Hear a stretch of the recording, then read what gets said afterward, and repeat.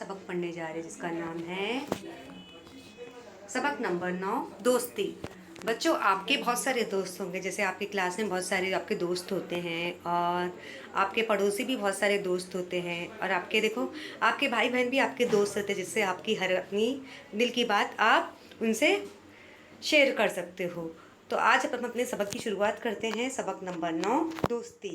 एक दिन पड़ोसी के पांडे जी ने शाकिरा को घर के सामने उदास बैठकर देखकर पूछा, बेटी ऐसे चुपचाप क्यों बैठी हो, खेलती कूदती क्यों नहीं हो। अभी एक दिन का टाइम था, एक दिन का वक्त था। आज हम कौन सा सबक पढ़ रहे बच्चों? सबक नंबर 9 दोस्ती।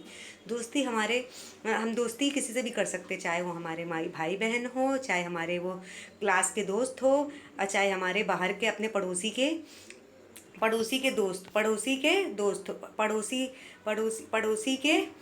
पड़ोसी के भी आपके बहुत सारे दोस्त होते हैं। आपके भाई बहन भी आपके दोस्त बन जाते हैं और आपके अम्मी अब्बू भी आपके दोस्त बन जाते हो। तो एक दिन पड़ोस में पांडे जी थे, जिनके घर के सामने एक लड़की जिसका नाम क्या था बच्चों? शाकिरा। वो घर के सामने बैठी उदास बैठी थी।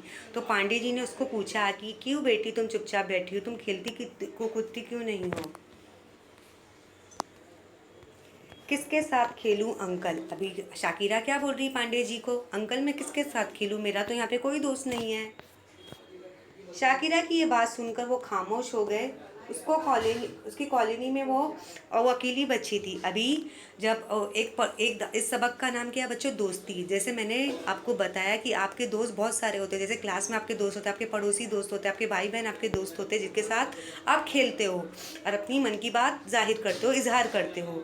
तो एक मर्तबा की बात है, पड़ोसी में शाकिरा नाम की लड़की उदास बैठी हुई थी। उसके सामने कौन से अंकल गुजरते हैं, जिनका नाम पांडे जी रहता है। पांडे जी शाकिरा को पूछते, तुम अकेली उदास क्यों खेली हो, तुम्हारा क्या कोई दोस्त नहीं है, तुम खेलती कूदती क्यों नहीं हो। तो शाकिरा क्या बोलती, मैं अकेली हूँ, मैं यहाँ पे किसके साथ खेलूँ, इस कॉलोनी में तो मैं अकेली बच्ची हूँ, मैं किसके साथ खेलूँ। कुछ दिनों बाद कुछ दिनों बाद शर्मा जी पड़ोस में आकर रहने लगे। कुछ दिनों के बाद उनके पड़ोस में कौन आ गया? शर्मा जी आ गए, जो उनके बाजू में पड़ोस में रहने लगे। उनकी बेटी लता शाकिरा की सहेली बन गई। अभी जो शर्मा जी है, उनकी जो बेटी है, उनकी बेटी का नाम क्या है? लता।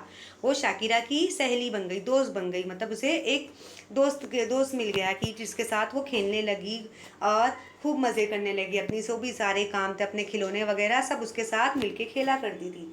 शाकिरा की तरह वो भी दूसरी जमात भी पढ़ती थी, मतलब दोनों एक ही जमात में पढ़ते थे। जैसे शाकिरा दूसरी जमात में थी तो लता भी दूसरी जमात में थी। दोनों साथ में खेला करते थे, हर काम साथ में किया करते थे। इस साल दिवाली पर शाकिरा लता के घर गई तो उसे बड़ा मज़ा आया। अभी जब दिवाली का त्यौहार आता है तो लता ने उसे दावत दी थी कि आप लोगों को मेरे दिवाली के त्यौहार में आना है। तो शाकिरा दिवाली के दिन लता के घर में जाती है, उसके साथ बहुत सारे खेल खेलती है और गेम्स खेलती है। खाने के लिए तरह तरह की नई चीज़ें थी। अभी जैसे दिवाली का त्यौहार होता है, जो गैर मुस्लिम होते हैं वो दिवाली का त्यौहार मनाते, तो उन्हें वहाँ पे तरह तरह की खाने की चीज़ थी। लड्डू, चिप्स, वेफर्स, समोसे, कोल्ड ड्रिंक, सारे शरबत, ये सब सारी चीज़ें मौजूद थी खाने के लिए। लता की मम्मी ने शाकिरा को इन नई चीज़ों के नाम बताए कि उन्होंने दिवाली के त्यौहार में अपने खाने में कौन कौन से पकवान पकाए हैं। ये बेसन के लड्डू हैं, ये चूड़ा है, ये करंजी, ये चकली, ये सोन पापड़ी, ये शक्कर पारे हैं। अभी जो गैर मुस्लिम का त्यौहार होता है उसे हम क्या बोलते हैं? दिवाली, जो गैर मुस्लिम मनाते हैं। जैसे हम मुस्लिम का त्यौहार ईद होता है, तो गैर मुस्लिम लोग बच्चों कौन सा त्यौहार मनाते हैं? वो दिवाली बनाते हैं। अभी लता अपने दिवाली के त्यौहार में अपनी सहेली शाकिरा को दावत देती कि तुम्हें मेरे दिवाली के त्यौहार में मेरे घर में आना है। तो शाकिरा लता के घर में जाती है तो उसकी अम्मी उसे बताती है शाकिरा को, मैंने देखो दिवाली के त्यौहार में मैंने तरह तरह की पकवान पकाए हैं। ये हमारे वहाँ का बेसन लड्डू है, ये चूड़ा है, ये करंजी है, ये चकली, सोन पापड़ी और शक्कर पारे हैं।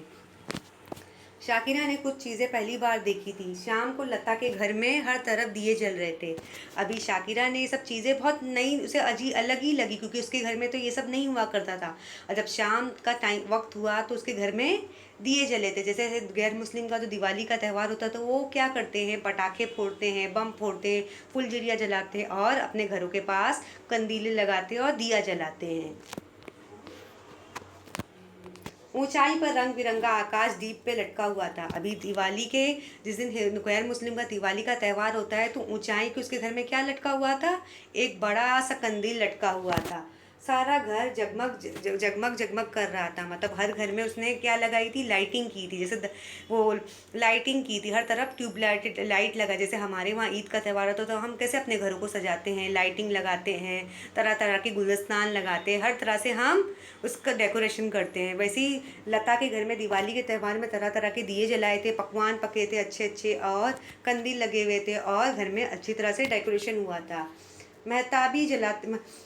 मेहताबी जलाते हुए लता ने शाकिरा से पूछा, मेहताबी तुम्हारे घर पटाखे क्यों नहीं लाते?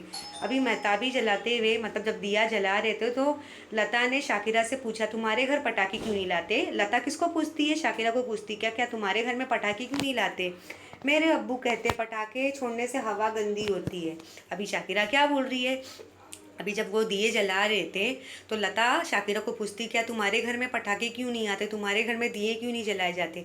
तो लता क्या शाकिरा क्या जवाब देती, मेरे अब्बू कहते हैं कि अगर हम पटाखे छोड़ेंगे तो हमारी जो हवा है वो आलूदा हो जाएगी, हमारी हवा गंदी हो जाएगी। मेरे पापा भी ऐसे ही कहते हैं, इसीलिए इस साल हमारे वहाँ थोड़े ही पटाखे आए हैं। अभी लता क्या बोल रही है, हाँ मेरे पापा भी यही कहते हैं, लेकिन इस साल हमने थोड़े ही पटाखे लाए हैं। लता तुम मेरे घर ईद पर आओगी ना, मेरी अम्मी तुम्हें सोइयां और शीरखुरमा खिलाएगी। अभी लता क्या बोल रही है, तुम मेरे घर ईद पर आओगी ना, मेरी अम्मी तुम्हें सिवैयाँ शीरखुरमा खिलाएगी। अभी शाकिरा क्या बोल रही है, लता तुमको भी मेरे ईद के त्यौहार के दिन मेरे घर आना है कि शाकिरा की अम्मी उसे सिवैयाँ और शीरखुरमा खिलाएगी। हाँ मैं ज़रूर आऊँगी। अभी लता क्या बोल रही है, हाँ मैं ज़रूर आऊँगी। चंद महीनों बाद शर्मा जी का तबादला किसी दौर इलाके में हो गया। अभी कुछ महीनों के बाद शर्मा जी की कहाँ शिफ्टिंग हो जाती है, उनका कहीं और इलाके में हो जाती है। लता के जाने से शाकिरा अकेली हो गई। अब जब लता चली जाती तो शाकिरा अकेली हो जाती है। आज ईद का दिन था, शाकिरा को रह रहकर लता की याद आ रही थी। मतलब जो जब कुछ दिनों बाद हो जाते तो शर्मा जी की शिफ्टिंग हो जाती है, मतलब वो कहीं और इलाके में रहने लगते हैं। जब ईद का त्यौहार आता है तो शाकिरा को लता की याद आती है कि मैंने उसे दावत दी थी कि जिस दिन ईद का त्यौहार आएगा तो लता को हमारे घर आना है। वो यहाँ होती तो मेरे नए कपड़े देखकर कितनी खुश होती। अभी शाकिरा क्या बोल रही है, अगर वो यहाँ होती तो मेरे ईद के नए कपड़े देखती तो बहुत खुश हो जाती। ईद के दिन अब्बू ने गरीबों में अनाज और रुपए बांटे। शाकिरा ने पूछा तो कहने लगे, इसलिए कि गरीब लोग भी हमारी ईद की खुशियों में शरीक हो सके। अभी क्या होता है, शाकिरा क्या बोल रही है, जिस ईद का दिन था मेरे अब्बू ने गरीबों में क्या बांटा, अनाज और रुपए बांटे, ताकि जो गरीब लोग हैं वो भी खुशी से ईद का त्यौहार मना सके। घर में सब नए नए कपड़े पहने, खुशबू लगा रहे घूम रहे थे। मतलब ईद में के दिन सब नए नए कपड़े पहने और खुशबू लगा के घूम रहे थे। किचन से शीर खुरमे की खुशबू कमरे में फैल रही थी। किचन से क्या बन रही थी, अम्मी जान शीर खुरमे, मीठे मीठे शीर खुरमे की कुछ खुरमे बना रही थी और शीर खुरमे की खुशबू तो सारे किचन से की शीर खुरमे की बू किचन से आ रही थी। अचानक घर के सामने रुकने की आवाज़ आई और हॉर्न बजता सुनाई दिया। मतलब अचानक घर के सामने कार रुकने की आवाज़ आई और हॉर्न बजता सुनाई दिया। घर के सामने क्या सुनाई देती है बच्चों, एक कार के हॉर्न की आवाज़ सुनाई देती है। शाकिरा उसके अब्बू ने बाहर निकल के देखा तो शर्मा जी, लता उसके अम्मी के साथ खड़े थे। जब वो दरवाज़ा खोलते हैं, जब शाकिरा के अब्बू जब दरवाज़ा खोलते तो बाहर कौन खड़ा रहता है, शर्मा जी, लता और उसकी अम्मी दोनों बाहर खड़े रहते हैं। शाकिरा खुशी के मारे ज़ोर से चिल्लाई, लता उसकी आंखों से आंसू निकल आए। मतलब शाकिरा इतनी खुश हो जाती है कि उसके आंखों से आंसू निकलने लगते कि मेरी दोस्त मुझसे मिलने आई है। शर्मा जी उसकी पीठ थपथपाते हुए बोले, अरे बेटा, ईद के दिन रोते नहीं खुशी होते। शर्मा जी उसकी पीठ थपाते हुए शाकिरा की क्या बोले, बेटा तुम रो नहीं, ईद का तो खुशी का दिन होता है, उस दिन हम खुश होते हैं। शाकिरा के अब्बू उन्हें घर के अंदर ले आए। इधर उधर की बातों के बाद सब दस्तरखान पर बैठ गए और जहाँ सुमैया शूरखुरमे की प्यालियाँ सजी हुई थी। मतलब जब लता के अब्बू जब शाकिरा से मिलते तो बोलते, बेटे रोए नहीं, इस ईद के दिन रोते नहीं है, खुश होते हैं। फिर शाकिरा के अब्बू उसे घर बुलाते हैं, सब मिलजुल के बातें करते हैं और फिर सब दस्तरखान में बैठकर सुमैया और शीर खुरमा दस्तरखान पे बैठते हैं और शीर खुरमा खाते हैं।